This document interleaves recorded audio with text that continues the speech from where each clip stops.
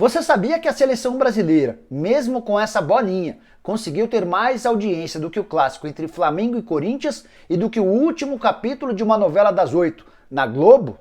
No vídeo de hoje do canal do Nicola, eu vou contar essa história para você e vou falar também sobre as negociações entre Flamengo e Sevilha por Guilherme Arana e a tentativa do Vasco em contar com Trellis para o Campeonato Brasileiro.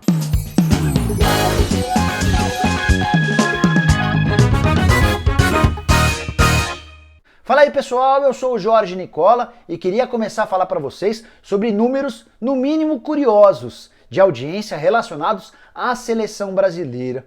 Por mais que não empolgue o torcedor e nem seja capaz de lotar seus jogos, foi assim no Morumbi e também em Salvador, os números de audiência da seleção de Tite têm sido muito bons na televisão.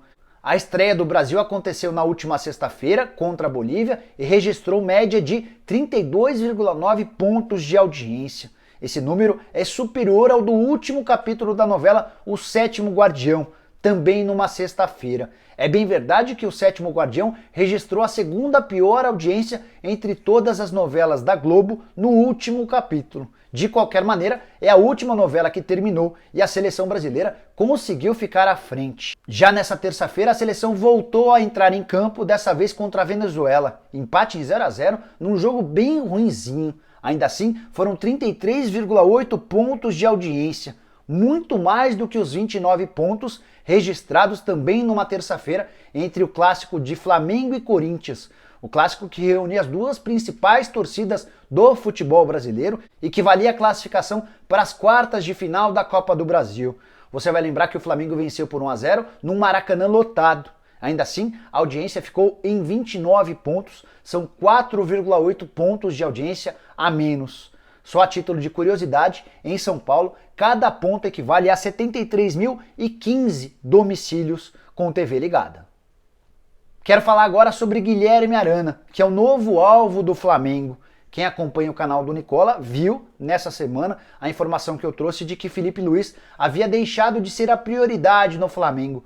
O rubro-negro não gostou da resposta do Felipe Luiz, pedindo para que o Fla esperasse até o fim da Copa América. Pois bem, naquele vídeo eu disse que o Flamengo já negociava com outro jogador. E agora dá para cravar que esse jogador é o Guilherme Arana, ex-corintiano que vive fase horrorosa com a camisa do Sevilha. Ele não joga desde o dia 2 de fevereiro, em partida válida pela 22ª rodada do Campeonato Espanhol, que já acabou há bastante tempo.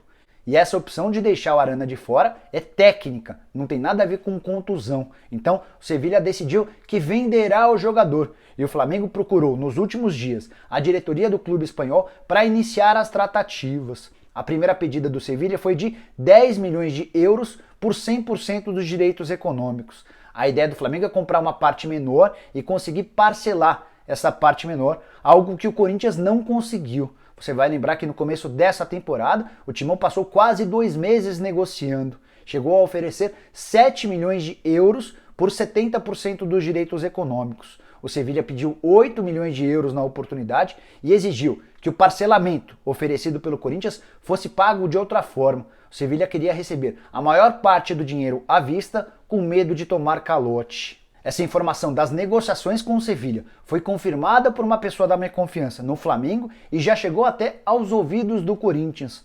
Eu procurei um dirigente alvinegro que confirmou que está sabendo das tratativas e desejou boa sorte ao Flamengo e ao Arana em caso de acerto. Quero falar agora sobre Trellis, atacante de 29 anos que pertence ao São Paulo, mas está emprestado ao Internacional. Ele não joga desde 31 de março. E assim como o Arana, não joga por opção do treinador.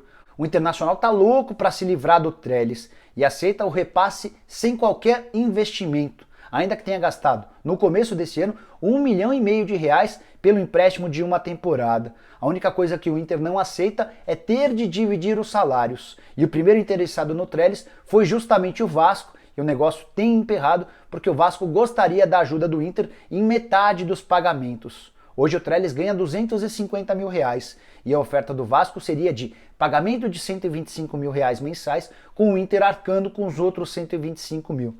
Nessas condições, dá para cravar que não sairá negócio. Se o Vasco melhorar a sua oferta e alcançar esses 250 mil reais, o São Paulo também não vai se opor.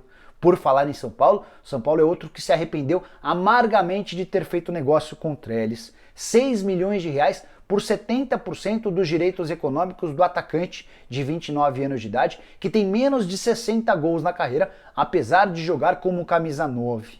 O Vanderlei Luxemburgo, novo treinador do Vasco, tem apostado em atletas encostados em seus clubes para tentar ter um time um pouco melhor no segundo semestre. Foi assim que o Richard, do Corinthians, acabou de ser contratado, empréstimo até dezembro, com o Vasco pagando 60% dos salários, o Corinthians arcando com outros 40%.